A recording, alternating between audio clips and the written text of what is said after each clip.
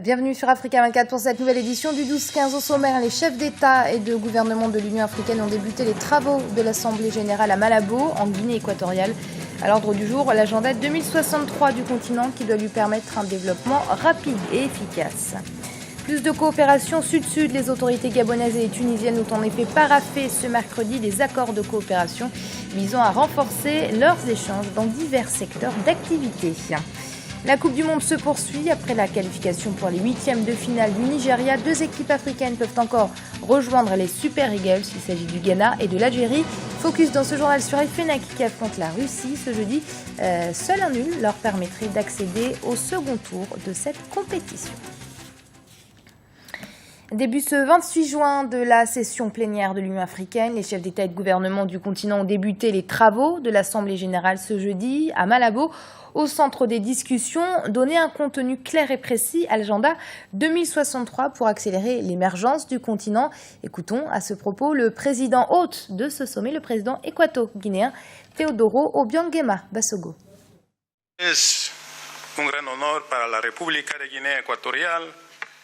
C'est un réel honneur pour la République de la Guinée équatoriale d'accueillir le 23e sommet de l'Union africaine ici à Malabo.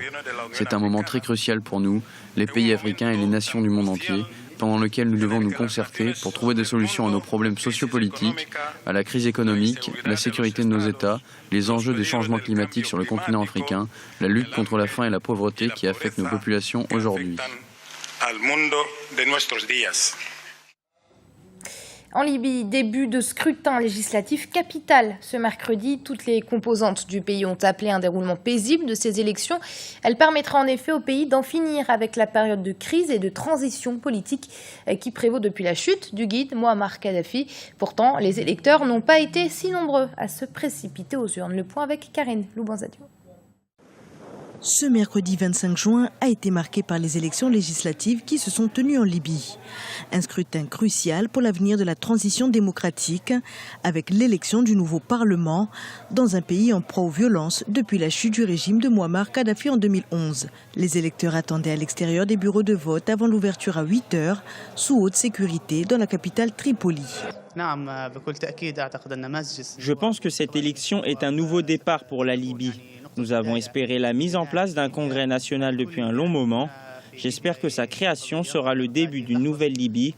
C'est un espoir partagé par tous les Libyens.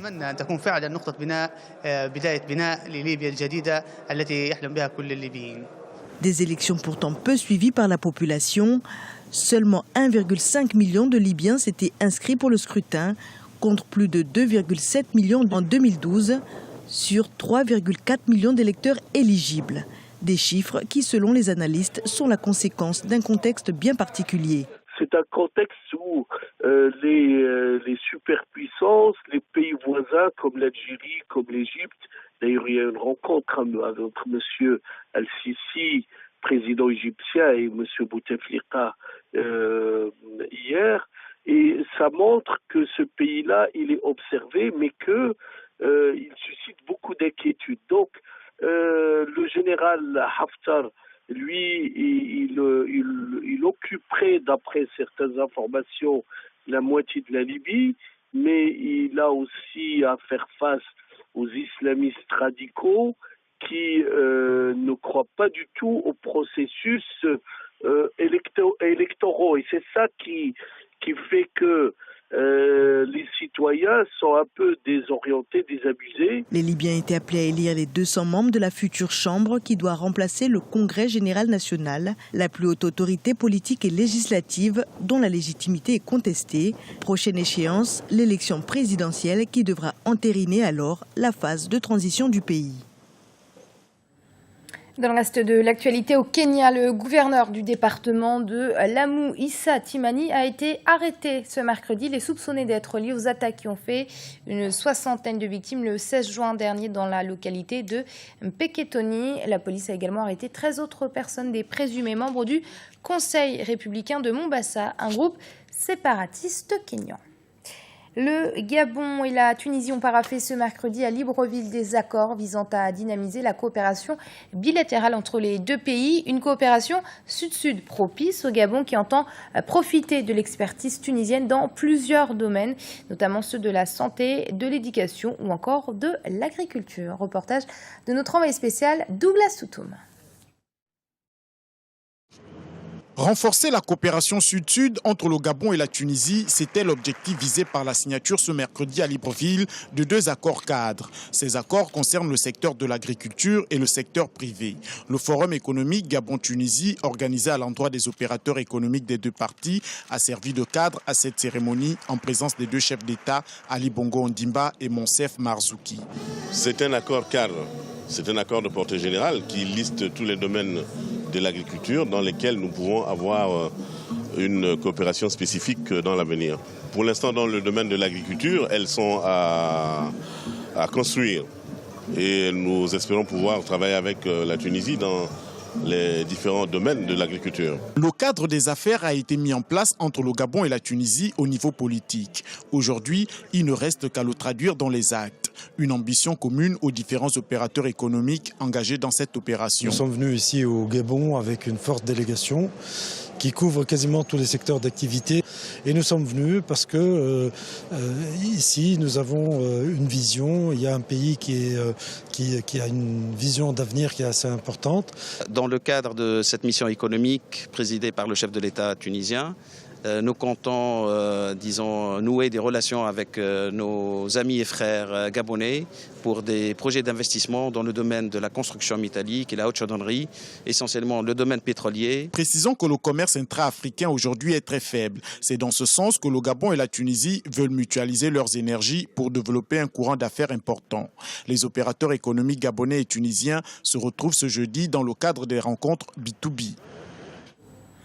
Les transports fluviaux comme solution pour limiter les embouteillages avec plus de 20 millions d'habitants. Lagos, plus grande ville du Nigeria, a besoin de fluidifier ses axes routiers. Les embouteillages sont quotidiens dans la ville et suscitent la colère des usagers qui en appellent désormais aux autorités.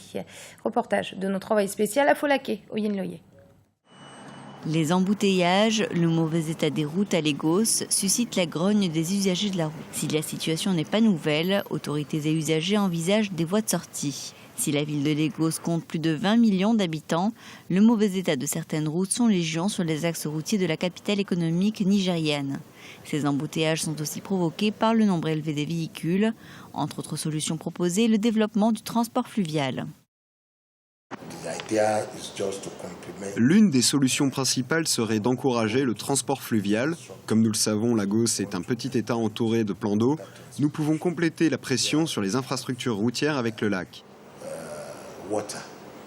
Pour faciliter la mobilité des populations, Lagos a aussi besoin d'infrastructures car la densité seule n'explique pas les embouteillages. Certains embouteillages sont causés par le mauvais état des routes. Si le gouvernement peut réparer ces routes, il y aura moins d'embouteillages. Parfois, ce n'est pas le fait qu'il y ait trop de voitures, c'est juste que les gens roulent lentement pour éviter les nids de poules. De par sa taille et sa position de pôle économique sous-régional, la ville attire les commerçants d'origines diverses. Mais ces difficultés de circulation ne sont pas de nature à favoriser ces échanges. En 2050, la population du Nigeria devrait atteindre les 400 millions d'habitants. Lagos, la capitale économique, verra également sa population s'accroître de façon considérable. L'Algérie joue sa qualification pour le second tour de la Coupe du Monde au Brésil ce jeudi face à la Russie. Un match nul pourrait en effet leur suffire pour se qualifier, mais la sélection de coach Vaïd vise la victoire, plus déterminée que jamais après leur victoire 4-2 face aux Sud-Coréens. Les Fennecs sont bien décidés à briller pour ce mondial 2014. Charles de Jouvenel. L'Algérie est à quelques heures d'un match historique. Les Fennecs ont l'occasion dès ce soir de se qualifier pour les huitièmes de finale de la Coupe du Monde 2014. L'occasion pour la sélection de Vaïd Halilhodžić de réparer l'injustice vécue en 1982 lors de la Coupe du Monde en Espagne suite au pacte de non-agression conclu entre l'Autriche et l'Allemagne de l'Ouest. Une rencontre désormais appelée match de la honte qui avait vu la sélection algérienne éliminée suite au résultat nul prémédité entre les deux équipes.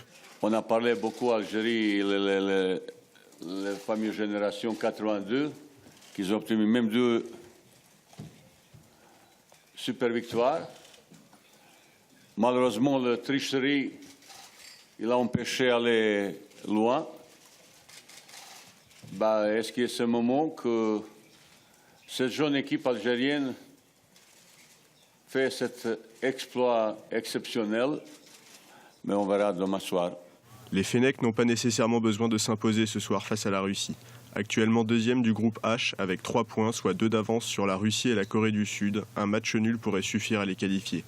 Hors de question cependant pour le sélectionneur algérien de disputer cette rencontre décisive sans viser la victoire. Un objectif que la sélection entend atteindre grâce à ses qualités qui lui ont permis de se hisser à ce niveau de la compétition. C'est le cœur et la tête qui font différence. On a un petit peu aussi qualité. Maintenant, il faut chercher cet exploit historique. Vahid Halilhodžić espère voir sa sélection dans la lignée de la belle prestation réalisée le week-end dernier face à la Corée du Sud. Un match que les Fennecs avaient maîtrisé de bout en bout pour finir par s'imposer 4-2. Le match, prévu à 20h GMT, devrait donner l'occasion à Yacine Brahimi, remplaçant lors du premier match mais titulaire brillant contre la Corée du Sud, de démontrer de nouveau toutes ses qualités dès le coup d'envoi. C'est la fin de ce journal. Merci de l'avoir suivi. Dans un instant, une nouvelle édition de l'actualité sur Africa 24.